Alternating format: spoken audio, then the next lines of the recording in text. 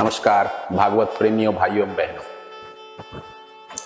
मैत्री जी ने मनु महाराज की 3 कन्याओं के वंश का वर्णन किया। मनु महाराज के 2 पुत्र थे, प्रियव्रत और उत्तानपाद। उनकी कथा का वर्णन है। उत्तानपाद की 2 पत्नियां थी, सुरुचि और सुनीति। सुरुचि के पुत्र का नाम था उत्तम और सुनीति का पुत्र का नाम था ध्रुव। जीव मात्र उत्तानपाद है और माता के गर्भ में रहने वाले सभी जीव उत्तानपाद है। जन्म के समय पहले सिर और फिर पांव बाहर आते हैं। जिनके पैर पहले ऊपर हो और फिर नीचे हो गए हो वही उत्तानपाद है। जिनके पांव ऊपर और नीचे हो वह उत्तानपाद है। जन्म के समय सभी की ऐसी ही दशा होती है। जीव मात्र की 2 पत्नियां होती है, सुरुचि और सुनीति। मनुष्य मात्र को सुरुचि ही प्रिय लगती है। इंद्रिया जो भी मांगे उन विषयों का उपभोग करने की इच्छा ही सुरुचि है। सुरुचि का अर्थ है वासना। आजकल तो सभी को रुचि ही प्यारी लगती है। मन को, इंद्रियों को भी अच्छा लगता है, वही मनुष्य करने लगता है। वह न तो शास्त्र से पूछता है, न तो धर्म से पूछता है, और न ही संतों से। रुचि का अर्थ है मनपसंद इच्छा। मन जो भी मांगे उन्हीं भोगों में लीन होने के लिए जो आतुर बने वह रुचि का दास है। जिसे रुचि से प्यार होगा उसे नीति कैसे प्यारी लग सकती है। नीति भले ही विरोध करे फिर भी इंद्रिया तो स्वभावतः विषय की ओर ही दौड़ती है। जीभ जो भी मांगे वह सब उसे मत दो। कुछ लोग सुपारी खाए बिना नहीं रह सकते।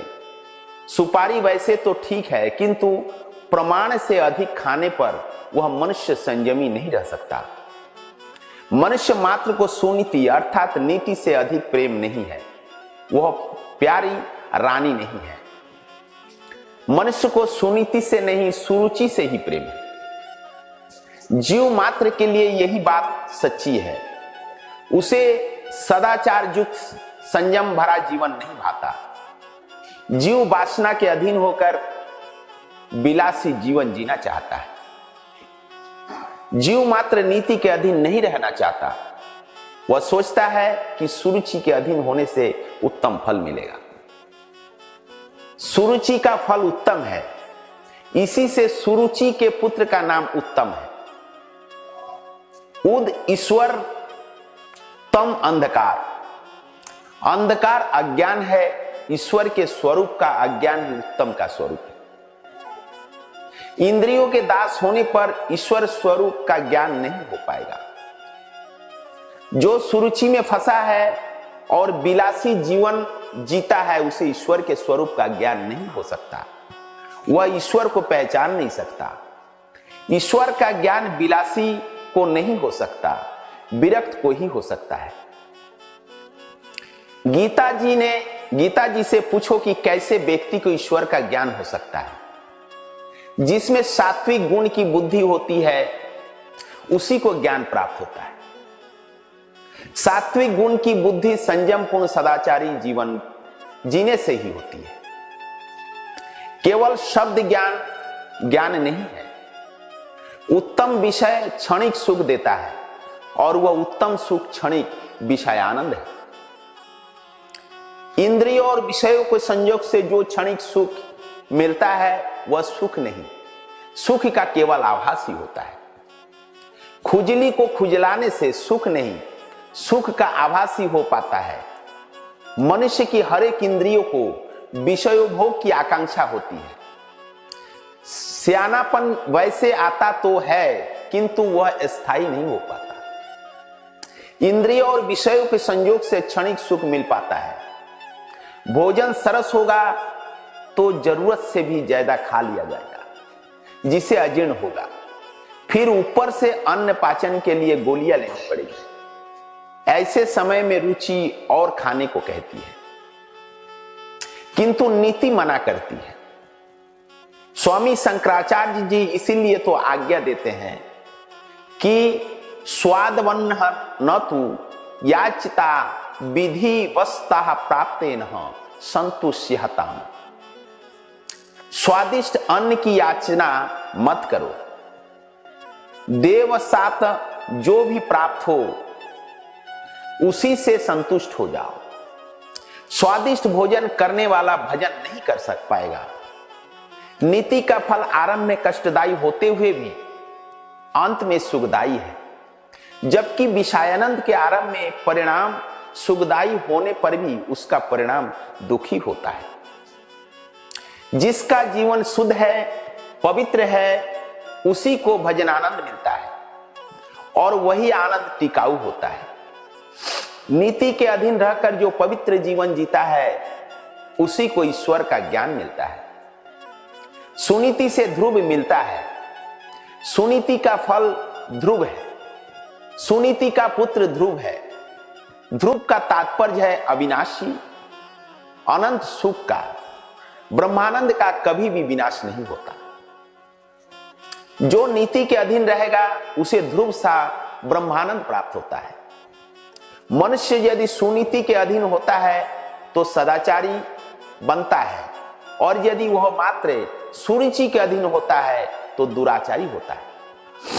तुम्हारे सामने ये दो आनंद है, विषयानंद और परमानंद। तुम किसे पसंद करोगे? भजनानंद ही पसंद करने योग्य है। पहला आनंद क्षणिक सुख देता है और उसका परिणाम दुखद होता है। दूसरा आनंद शुरू में तो कष्टदायी है किंतु अंत में सुखदायी है। दो मित्र यात्रा करने चले। एक की आदत ही ऐसी थी कि पलंग तकिए के बिना उसे नींद नहीं आती थी। उसने बोरिया बिस्तर बांध तो लिया किंतु उसे ढोने के लिए मजदूर न मिला, अतः वह सारा सामान उसे खुद ही उठाना पड़ा। रास्ते में एक सज्जन मिले। इस महाशय की दशा देखकर उससे कहा कि यह बोझ कितना कष्टदायी है, इसके बिना ही यात्रा क्यों नहीं करते? तो उसने उत्तर दिया, चाहे वह बोझ मुझे ही क्यों ना उठाना पड़े, किंतु रात को सोते वक्त तो बड़ा मजा आता है। यात्री के आनंद के लिए सारा दिन वह बोझ उठाए फिरता है, फिर रात को कैसा आनंद आता होगा। यह कथा किसी और की नहीं, अपनी ही है। जीवात्मा यात्रा करने निकला है। क्षणिक सुख के लिए मनुष्य सारा दिन गधे की भांति मेहनत करता है। सारा दिन दुख का पर्वत सिर पर लेकर चलता रहता है। क्षणिक सुख के लिए कितनी चिंता और कितना कष्ट उठाता है वह। विषय युक्त सुख क्षणिक ही नहीं, तुच्छ भी है। ध्रुव अविनाशी ब्रह्मानंद का भजनानंद स्वरूप है। जीव जब ब्रह्मानंद की ओर जाता है तो सुरुचि विघ्न उपस्थित करती रहती है। जीव और ब्रह्म का मिलन सुरुचि नहीं होने देती। जो मनुष्य सुरुचि के अधीन है समझो कि वह कामाधीन भी है। उत्तानपाद राजा की दो रानियां और दो पुत्र थे। राजा को सुनीति नहीं सुरुचि ही प्यारी थी। हम सभी की भी यही बात है। हमें नीति से प्रेम नहीं, किंतु इंद्रिय और वासना को बहकाने वाली सुरुचि से ही प्रेम है। एक बार उत्तानपाद सिंहासन पर बैठे हुए थे। सुरुचि भी वहीं बैठी हुई थी। उत्तम राजा की गोद में खेल रहा था। ध्रुव ने यह देखा तो उसने सोचा कि मैं भी पिताजी के पास जाऊं तो मुझे भी वे गोद में उठा लेंगे। उसने दौड़ते हुए आकर पिता से अपनी गोद में बिठाने के लिए कहा। बालक बाल कृष्ण का ही स्वरूप है, उसका कभी अपमान मत करो। बड़े बड़े महात्मा भी बच्चों से खेलते थे। रामदास स्वामी जब बच्चों से खेल रहे थे तो शिष्यों ने पूछा कि यह क्या कर रहे हैं? आप तो स्वामी जी ने कहा, बै पोर ते थोर होउनी गेले, बै थोर ते चोर होउनी मिले। इन बालकों के साथ खेलने में मुझे आनंद मिलता है। बच्चे अपने मन में जो होता है वैसा ही बोलते हैं, वैसा ही करते भी हैं। मन, वाणी और क्रिया एक समान होने पर ही तुम भगवान की भक्ति सही ढंग से कर सकोगे। वैसी भक्ति ही तुम्हें आनंदित करेगी। बालक निर्दोष होता है उसे कपट मत सिखाना, उन पर बचपन में अच्छे संस्कार डालो, उनसे अनुचित लाड़ मत करो। उत्तानपाद ने आनंद से ध्रुव को अपनी गोद में लेना चाहा, किंतु सुरुचि को यह बात न भाई। जीव के पास जब भी भजनानंद आता है, सुरुचि बाधा उत्पन्न करती है। पूजा करते समय मन रसोई घर की ओर गया, या तो प्रभु भजन करते हुए मन विषय की ओर वह बह गया, तो समझ लेना कि सुरुचि आ गई। ध्रुव को राजा गोद में बैठाए, यह सुरुचि को पसंद नहीं था। उसने सोचा कि राजा को ध्रुव मिलेगा तो वासनाधीन नहीं होंगे और मेरा कुछ भी काम नहीं बन पाएगा। सुरुचि ने राजा को ध्रुव को गोद में लेने से रोका। राजा रानी के अधीन था, वह कामांध था। उसने सोचा कि मैं ध्रुव को गोद में बैठाऊंगा तो सुरुचि नाराज होगी। चाहे कुछ भी हो, मेरी रानी नाराज नहीं होनी चाहिए। जरूरत से ज्यादा स्त्री के अधीन रहना पाप है। शास्त्र तो यहां तक कहता है कि ऐसे स्त्री अधीन पुरुष को देखना भी पाप है। वह कहता तो राजा, किंतु रानी का तो दास ही था। अक्सर सभी के ऐसी ही दशा होती है।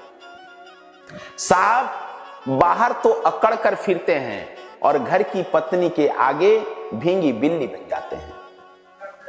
राजा ने ध्रुव की अवहेलना की और मुंह मोड़ लिया। ध्रुव जी को तो बड़ी आशा थी। उसने हाथ बढ़ाकर कहा भी कि मुझे गोद में बैठा लीजिए। सुरुचि ने ध्रुव कुमार से कह दिया कि भाग जा यहां से।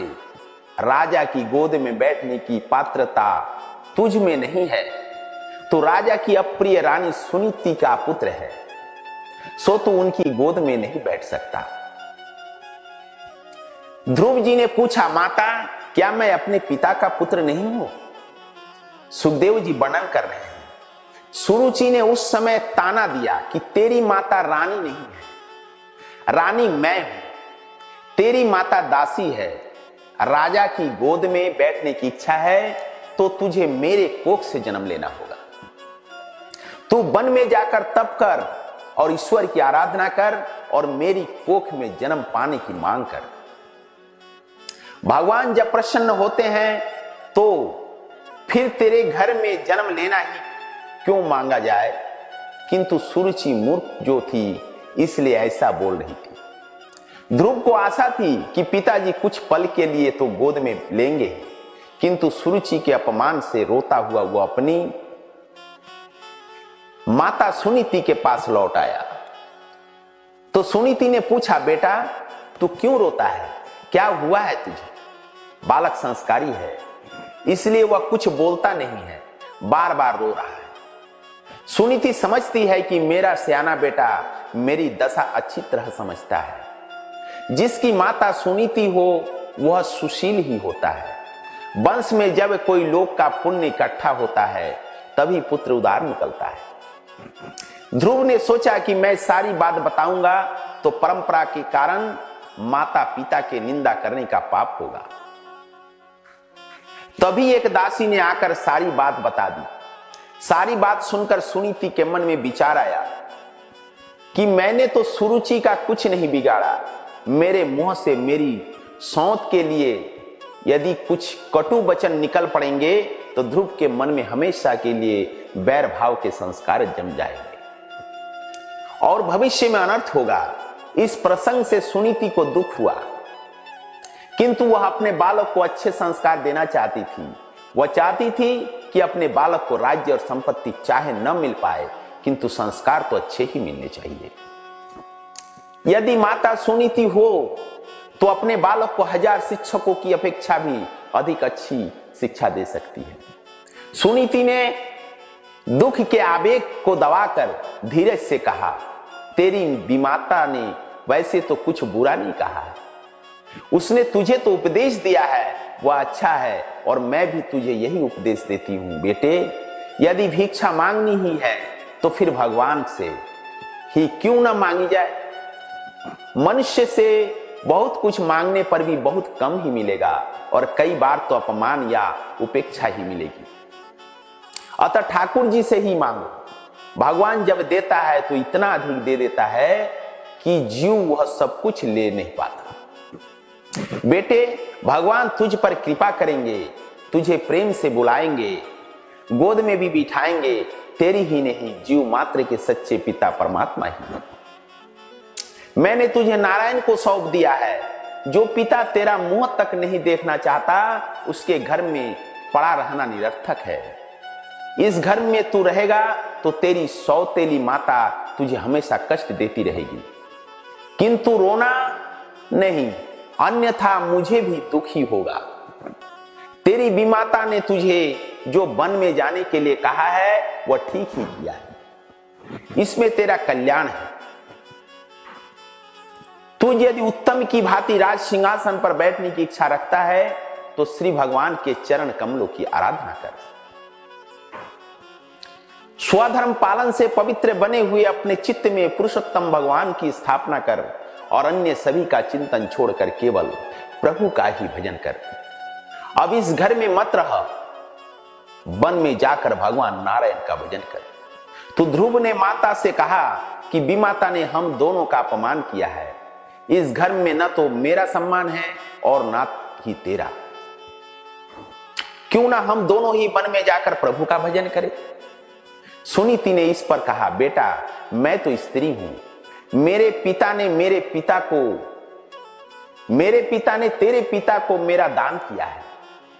मुझे उनकी ही आज्ञा में रहना है, चाहे मेरा पति मेरा अपमान क्यों न करे। मुझसे पति का त्याग ना हो सकेगा। तू स्वतंत्र है, मैं परतंत्र हूं। मुझे तो भी मेरी सौत की भी, जो कि मेरे पति की प्रिय पत्नी है, सेवा करनी है। मैं तुझे अकेला तो नहीं भेज रही हूं, तेरे साथ मेरा आशीर्वाद भी है। परमात्मा तुझे अपनी गोद में बैठलाएंगे। जब तू मेरे गर्भ में था उस समय जिन्होंने तेरी रक्षा की थी वे वन में भी तेरी रक्षा करेंगे। अतः तू वन में जा और परमात्मा की वहां आराधना कर। मेरे नारायण तुझे अपनी बाहों में संभालेंगे। किंतु ध्रुव को अब भी डर लग रहा था, तो सुनीति पुत्र से कहती है, तू अकेला नहीं है, मेरे नारायण तेरे साथ ही है। जीव यह अनुभव नहीं करता है कि भगवान उसके साथ ही हैं, किंतु जीव मात्र के सच्चे मित्र तो नारायण है। भगवान यह नहीं देखते कि अमुक व्यक्ति धनिक है या गरीब, शिक्षित है या अशिक्षित, छोटा है या बड़ा। भगवान तो यही देखते हैं कि इस जीव के हृदय में मेरे लिए प्रेम है या नहीं। प्रभु को प्रेम से पुकारोगे तो वे दौड़ते हुए चले आएंगे। अपने दुख की कथा प्रभु से तुम एकांत में ही कहना। प्रभु को मनाओ, उनसे कहो कि मेरा पाप करने का स्वभाव छूट नहीं पाता है, कृपा करो, वे तुम्हारी प्रार्थना सुनेंगे। ध्रुव ने पूछा, माता मुझ जैसे अबोध बालक को भी भगवान मिलेंगे क्या? ध्रुव को समझाते हुए सुनीति ने कहा, हां बेटे, भगवान तुझे अवश्य मिलेंगे। दिल लगाकर भगवान का भजन करना। भगवान भावना के भूखे हैं। ईश्वर को जो प्रेम से पुकारता है उसके समक्ष वे अवश्य प्रकट होते हैं। बिना आतुरता के भगवान नहीं मिलते। आर्त होकर आरती करो। उपनिषद में ईश्वर ने कहा है, यह जीव मेरा पुत्र है, अमृतस्य पुत्रः। मैं तो जीव को गोद में बिठलाने के लिए तैयार हूं, किंतु वही मेरे पास नहीं आता। श्रीनाथ जी ने एक हाथ ऊपर उठाया हुआ था। उसे देखकर एक वैष्णव ने उनसे पूछा, आपने एक हाथ ऊपर क्यों उठा रखा है? तो श्रीनाथ जी ने उत्तर दिया कि मेरे सभी बालक मुझे भूल गए हैं।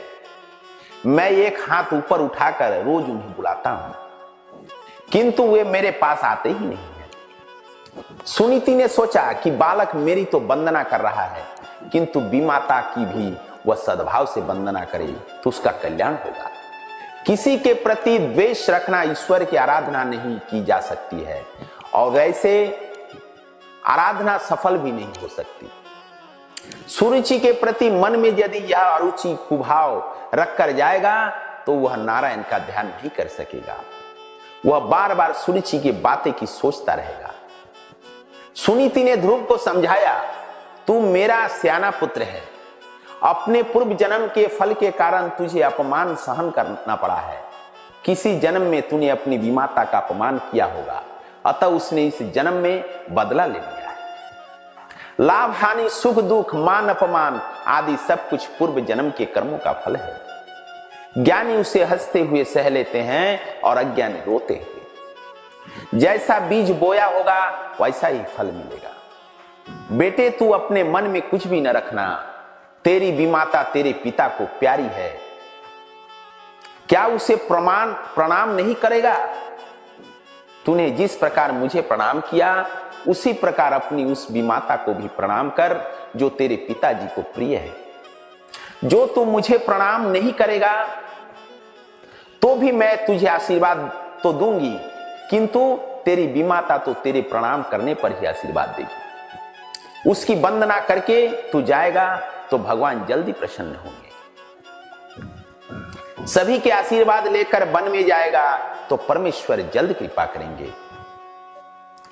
जिस सुरुचि ने बालक का अपमान किया उसी सुरुचि की वंदना करने के लिए अपने पुत्र को सुनीति भेज रही है। धन्य है सुनीति, ऐसी सुनीति जिसके भी घर में होगी वहां कली नहीं आ सकता। 5 वर्ष का बालक ध्रुव कुमार विमाता सुरुचि की वंदना करने गए।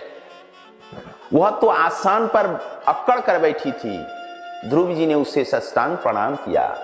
सुरुचि ने पूछा कि मुझे वंदन क्यों कर रहा है? ध्रुव जी ने बताया, माता मैं वन में जा रहा हूं, अतः आपसे आशीर्वाद लेने आया।